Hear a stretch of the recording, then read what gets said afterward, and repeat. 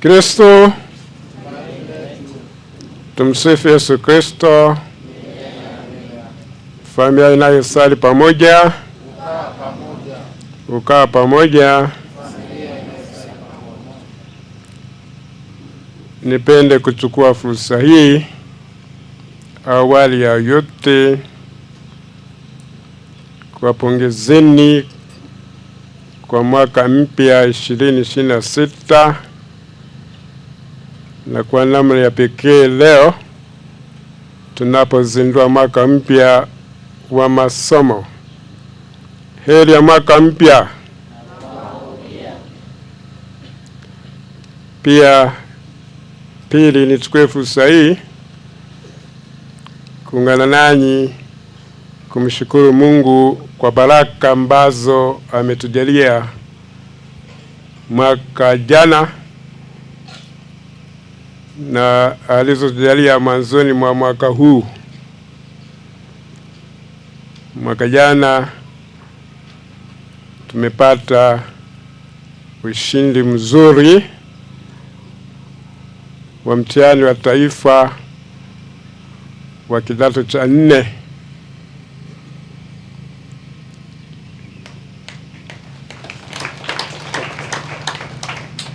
Naomba mkuu wa shule aje atueleze kwa ufupi ushindi ulivyokaa.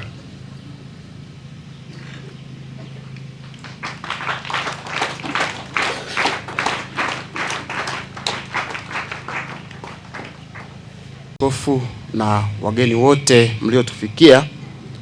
Mwaka jana, mwaka 2025, tulikuwa na wanafunzi wa kidato cha 4 155 na wanafunzi wote wamefaulu, wakiwa na daraja la kwanza wanafunzi 122 na wanafunzi 33 tu ndio waliopata daraja la pili.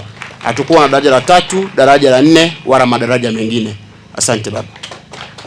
Kofi kwa nguvu.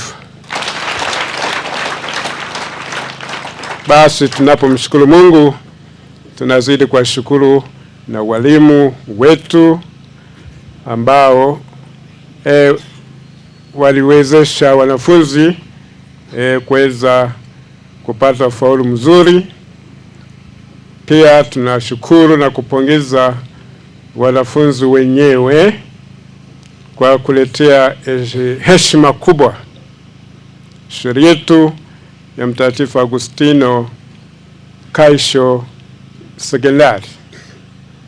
Tunashukuru na wazazi ambao walikuwa karibu nami katika kufadhili shughuli mbalimbali kwa njia ya karo na mchango mbalimbali kusudi taaluma na malezi na maadili yakaweza kwenda vizuri. Na tunamshukuru kila mmoja ambaye anashiriki katika kufanikisha lengo mahususi la taasisi zetu za kanisa, kumwezesha mwanafunzi kwa namna ya pekee aweze kujiajiri katika maisha, aweze kushinda mitihani ya maisha.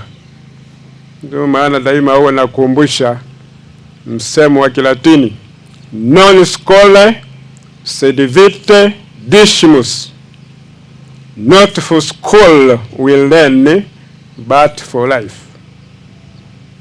Hatujifunzi kwa ajili ya kushinda mitihani kama tulivyoshinda, lakini zaidi kushinda zaidi mitihani na changamoto za maisha. Ndilo lengo kubwa la taasisi zetu, kufanikiwa zaidi katika maisha na jamii iliyo kuzunguka. Kwa hiyo basi inabidi katika majifunzo yako uongeze thamani ya maisha yako. Unapojifunza usijifunze kijumla tu alimradi huko shuleni ili ushinde mitihani au upate ajira, uajiriwe baada ya kujiajiri, au uajiriwe na ujiajiri. Lakini angalia, unapoajiriwa na kujiajiri unaongeza thamani gani katika maisha yako na katika jamii. Kwa hiyo nakualika tutafakari jinsi ya kuongeza thamani katika maisha yako. Katika maisha ya sasa ya kiuchumi unayo kuwemo au maisha yaliyokuzunguka, haya maisha ya kiuchumi, utafidiwa au utalipwa sio kwa juhudi au bidii unayoweka katika kazi yako, bali jinsi gani unaongeza thamani kwa jamii iliyokuzunguka. Yaani uwepo wako katika jamii iliyokuzunguka unaongeza umuhimu gani au thamani gani, au upo tu? Hebu tafakari. Kwa mfano, ikiwa unalipwa shilingi 200 kwa saa, unalipa shilingi 200 kwa saa, pesa hii unapewa si kwa sababu ya kukaa katika dawati dakika 60, bali kwa sababu umeongeza thamani kwa shilingi hizo 2000 kwa hizo dakika 60. Unalipa si kwa kukaa tu, lakini ni thamani gani? Unapokuwa hapo kwenye dawati unafanya nini? Ni kukaa tu? Hivyo mshahara unaopokea unazingatia sio wingi wa masaa ya kazi, bali thamani unayoongeza kwa masaa hayo. Ndiyo maana, kwa mfano, daktari wa kupasua na kushona ubongo analipwa pesa nyingi sana kuliko mwajiriwa katika kiwanda cha kubangua korosho. Wote alipi kwa usawa, ingawa nafanya masaa yale yale. Je, daktari huyo ni mtu maridadi zaidi au bora zaidi? Sio lazima. Je, daktari huyo anafanya kazi kwa bidii kubwa? Yawezekana sivyo. Lakini jambo moja ni muhimu. Daktari wa ubongo amejiongezea maarifa makubwa ya kitaaluma na namna ya kufanya kazi yake kwa umakini na uhakika kuliko mbanguaji wa korosho. Kuna watu wachache sana wanaoweza au tunaweza kufanya kazi ya daktari wa ubongo.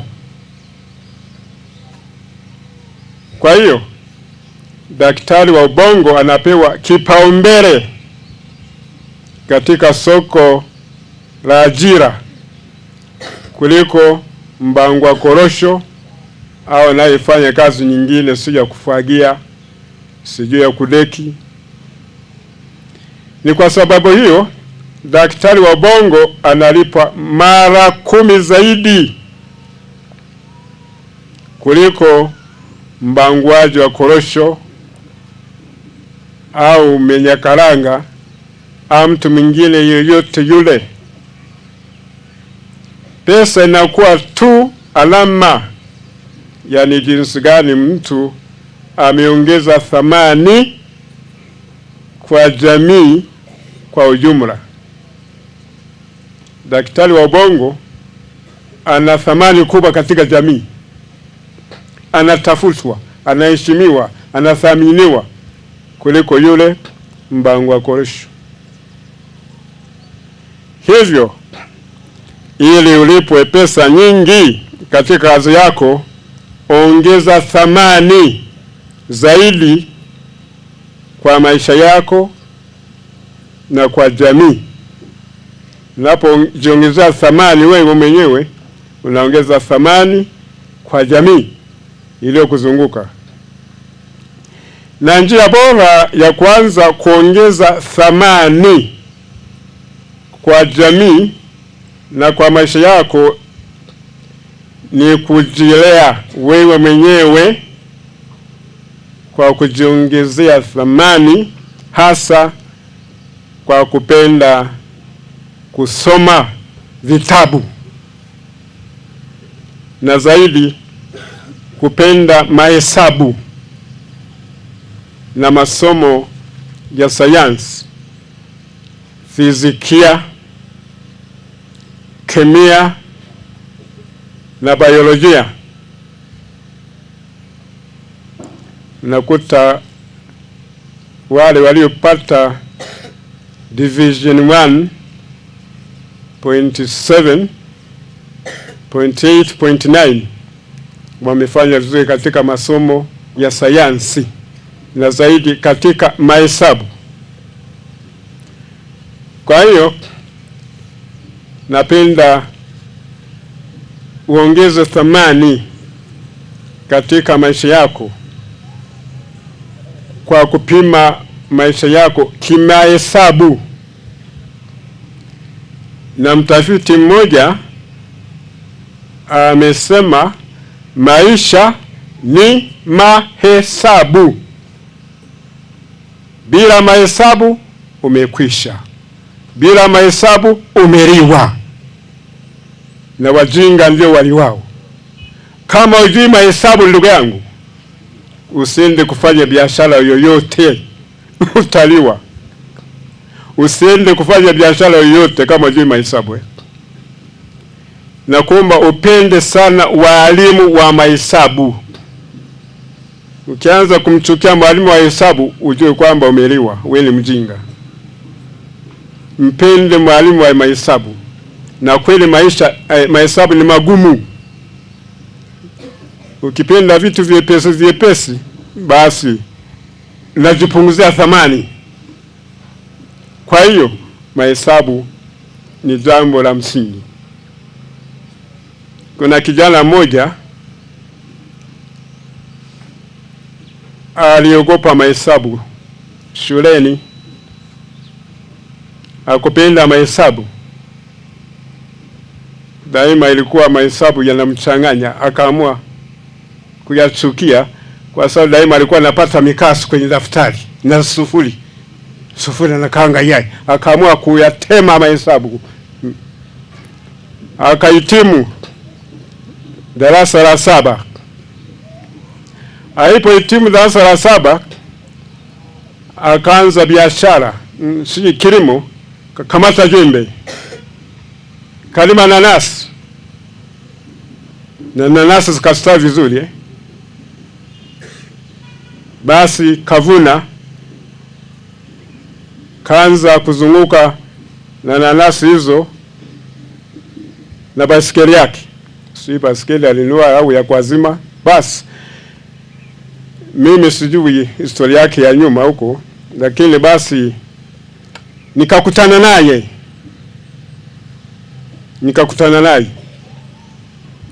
amebeba tenga la nanasi, limejaa tenga la nanasi kwenye baisikeli, anasukuma, ameshatoka jasho. Nikamhurumia, nikaona wewe kijana ni mchapakazi, hebu nipunguzie huu mzigo wa kusafirisha sokoni, ninunue tenga lote la nanasi. Nikasimama na gari langu. Halo kijana. Na mzee, shikamo, marhaba. Ndio. Unaenda wapi? Naenda sokoni kuuza nanasi. Una nanasi ngapi kwenye tenga la asali? La nani hilo la nanasi? Una nanasi ngapi kwenye tenga hilo? Sijui.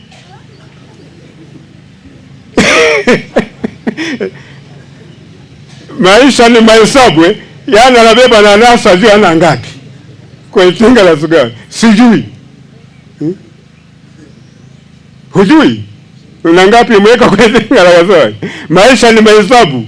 Lazima ajui unabeba ngapi unazoenda kuuza nanasi hizo. Hajui.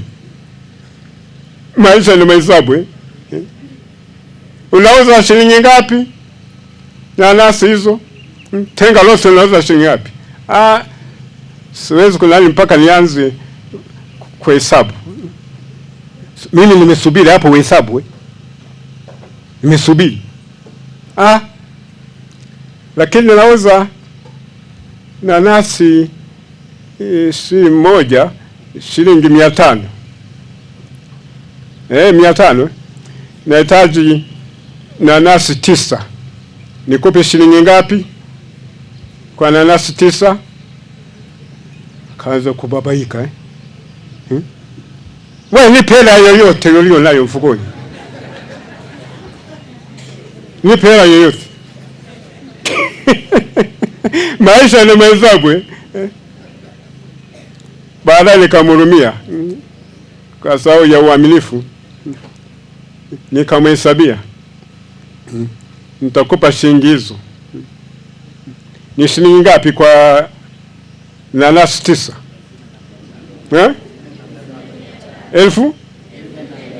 1,500. Basi nitakupa 1,500. Mimi nina 10,000 mfukoni.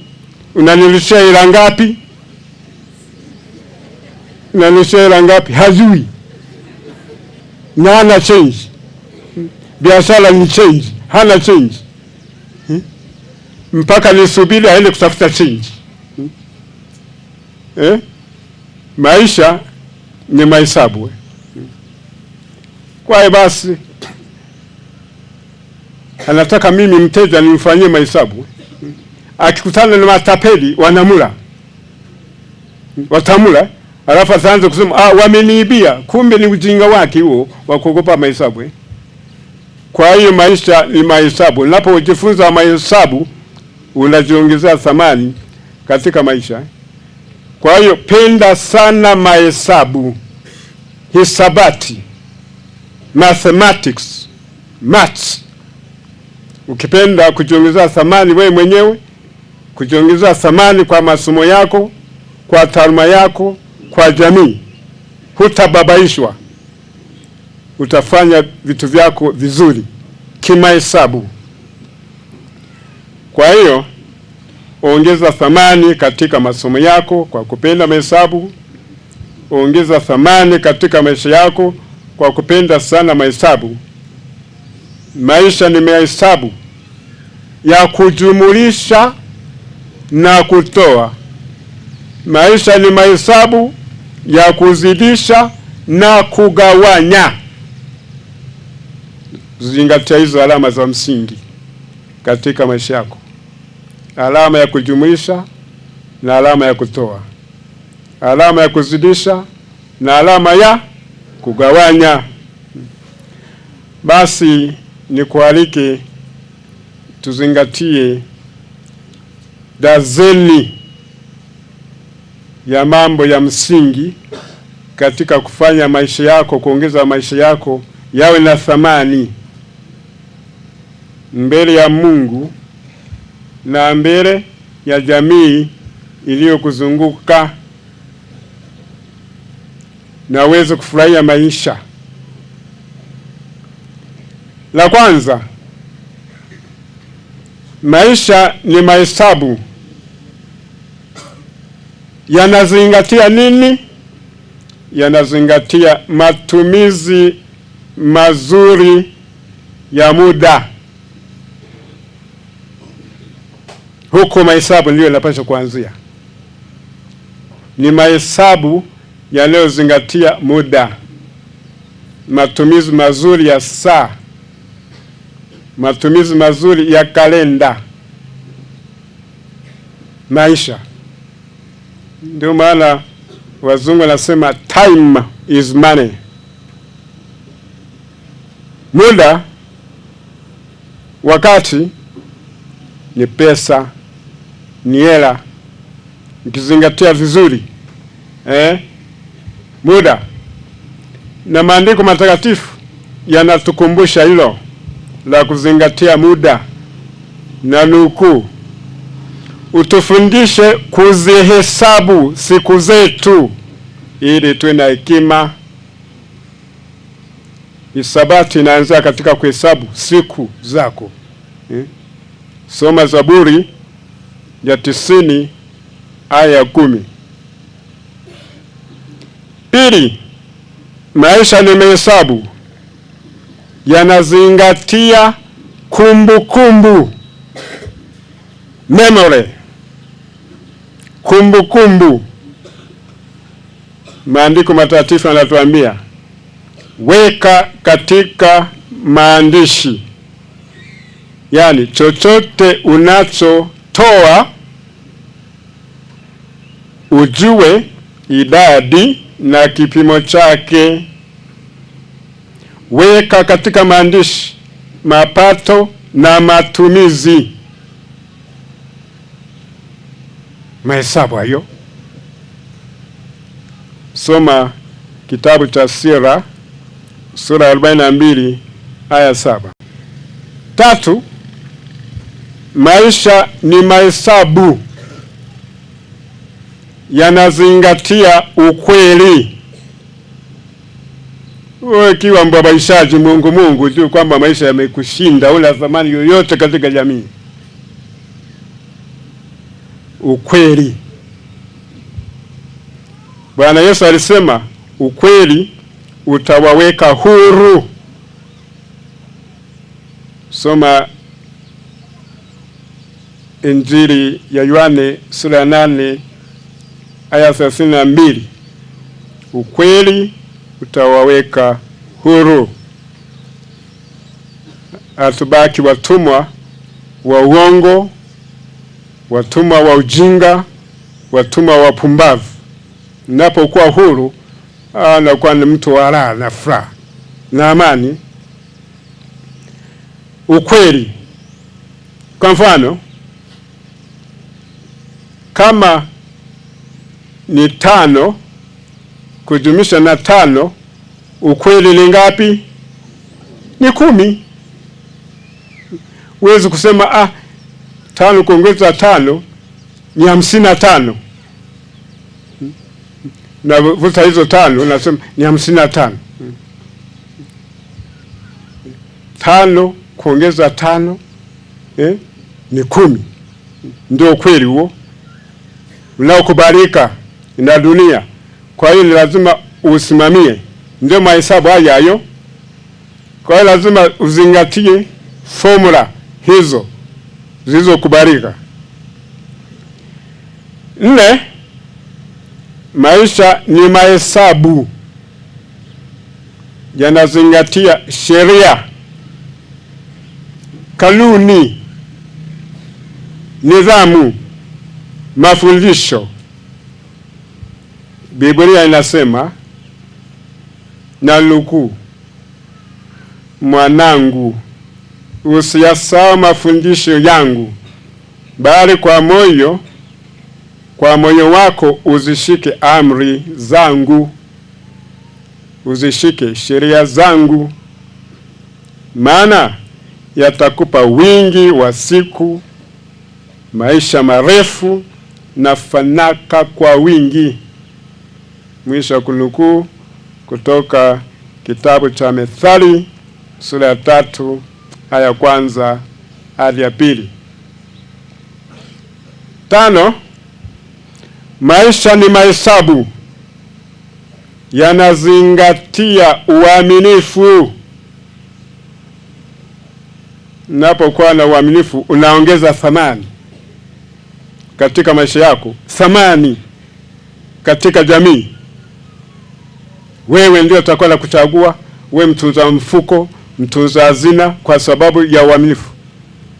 Watakuwa wana kukabidhi mali zako, wanakujiaminisha kwako kwa sababu ya uaminifu. Umejiongezea thamani. Maisha ni mahesabu, na Biblia inasema, maana ukitenda vitu kwa uaminifu utafanikiwa katika mambo yako yote. Mwisho wa kunukuu kutoka kitabu cha Tobiti sura ya 4 aya 6. 6. Maisha ni mahesabu, yanazingatia alama ya kutoa. Tuko pamoja? Yanazingatia alama ya kutoa, yaani kutoa kwa Mungu, kutoa kwa makuhani, kutoa kwa masikini. Ndio maana maandiko matakatifu yanatuambia, na yanukuu, atoaye kwa ukarimu huzidi kutajirika. Atoaye kwa ukarimu huzidi kutajirika. Soma kitabu cha Methali sura ya 11 aya 24. Maandiko yanaendelea kutuambia, afadhali kusaidia masikini kuliko kulimbikiza dhahabu. Kusaidia ni kutoa kwa masikini. Sadaka kwa masikini humwokoa mtu na kifo na kumtakasa dhambi zake zote. Wale wanaowasaidia masikini watajaliwa uzima. Mwisho wa kunukuu kutoka kitabu cha Tobiti sura ya 12 aya 8 hadi 9. 7. Maisha ni mahesabu, yanazingatia alama ya kuzidisha. Kuzidisha. Biblia inasema, mpe Mungu mkuu kama alivyokupa, uwe mkarimu kwa kadiri ulivyo navyo, maana Mungu ndiye anayelipa, naye atakulipa mara 7. Anazidisha, kuzidisha hapo mara 7. Soma kitabu cha Sira sura ya 35 aya 12 hadi 13. 8. Maisha ni mahesabu, yanazingatia kugawanya. Alama ya kugawanya. Tunasoma katika kitabu cha Matendo ya Mitume kuhusu alama ya kugawanya, na nukuu, jumuiya yote ya waamini ilikuwa moyo mmoja na roho moja. Hakuna hata mmoja aliyekuwa na kitu chochote akakiweka kuwa mali yake binafsi, ila waligawana vyote walivyokuwa navyo.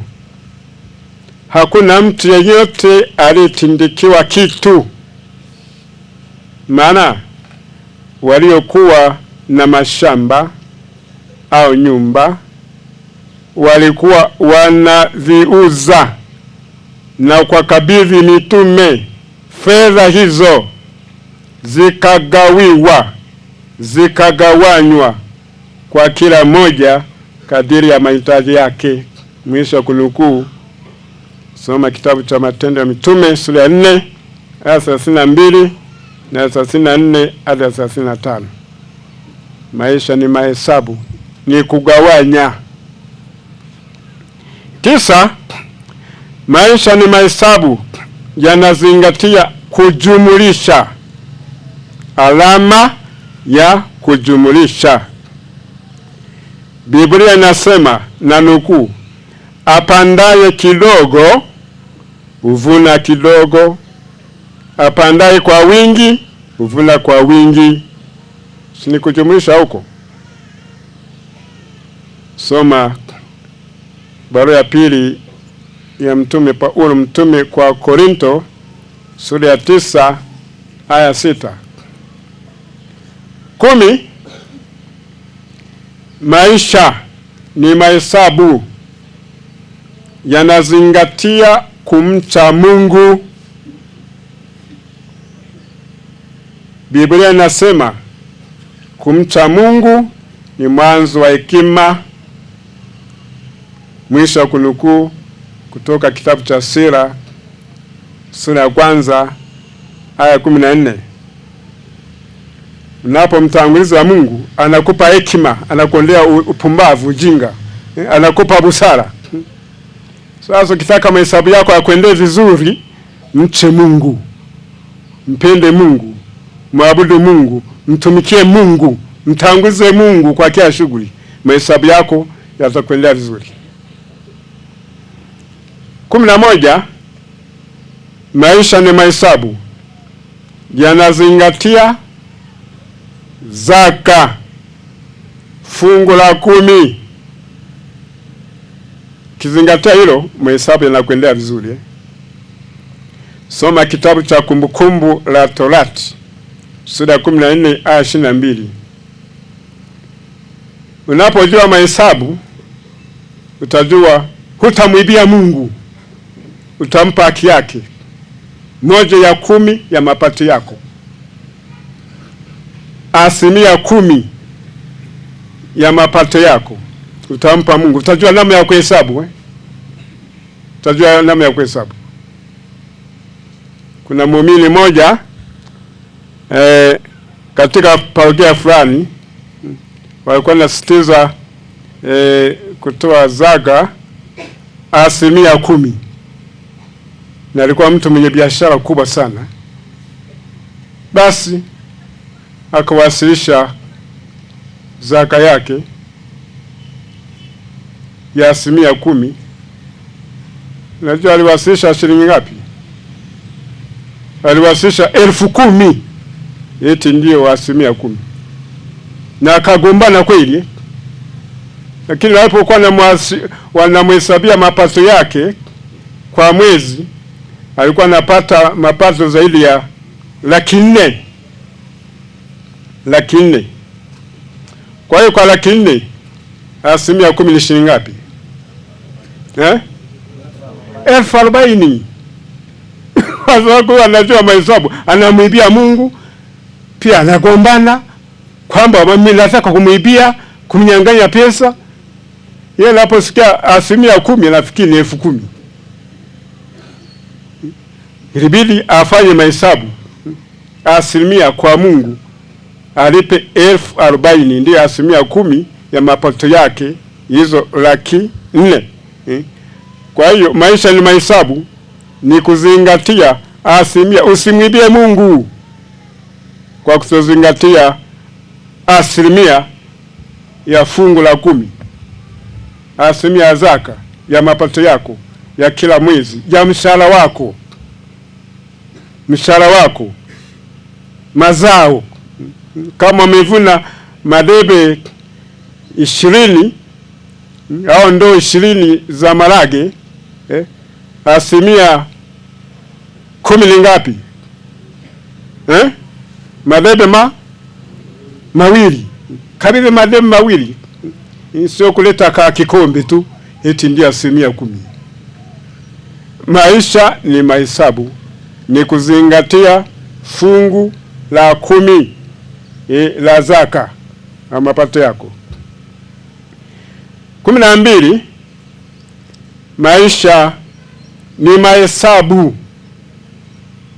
yanazingatia alama ya kujumlisha au msalaba. Yanazingatia nini? Msalaba. Maisha ni mahesabu yanazingatia msalaba. Yaani hakuna Pasaka bila Ijumaa Kuu. Ijumaa Kuu ni msalaba, ni asulubiwe, ni mateso. Hakuna haleluya bila asulubiwe. Hakuna haleluya bila asulubiwe. Hao walipata ushindi mzuri wa Division 1. Usifikiri imeteremka hivi tu kama mvua hiyo Division 1. Au kama senene. Walikuwa wanajikunja kabisa kabisa. Hawana muda wa kwenda kuangalia si michezo, si Manchester United na shindana na Simba. Hivi walikuwa wanaviweka pembeni. Hawakuwa na muda wa kwenda kwenye si wanasemaje muziki kizazi kipya Bongo Flava. Hawakuwa na muda huo yaani walikuwa wanajikunja kweli sema piano. Hawana muda huo hawakuwa na muda yaani ilikuwa ni kujikunja. Maisha ni msalaba, ni kujinyima na mambo mengine hayo kuweka pembeni. Ni nidhamu. Hakuwa na muda kwenda kwenye viroba, kwenye mambo ya mapenzi. Anasema yuko kwenye mapenzi, kwenye bangi. Wewe maisha ni msalaba, na msalaba inahitaji nidhamu. Kujikunja, ukazomewa, ukaaibishwa. Timu zinazoshinda mpira zinakuwa na nidhamu kubwa sana. Licha kwa uwanjani wanazomewa, wanazoma masikio. Kwa wale washangiliaji wanazomeaji, wanaangalia tu goli, kuingiza magoli, ushindi. Na wewe uangalia ushindi. Acha wapambe huko wanao kusifia au kuzomea. Jikunje. Ndio msalaba huo, kukabiliana na changamoto. Maisha ni mahesabu yanazingatia msalaba, nidhamu ya maisha, kujikunja. Ndio maana mtafiti mmoja amesema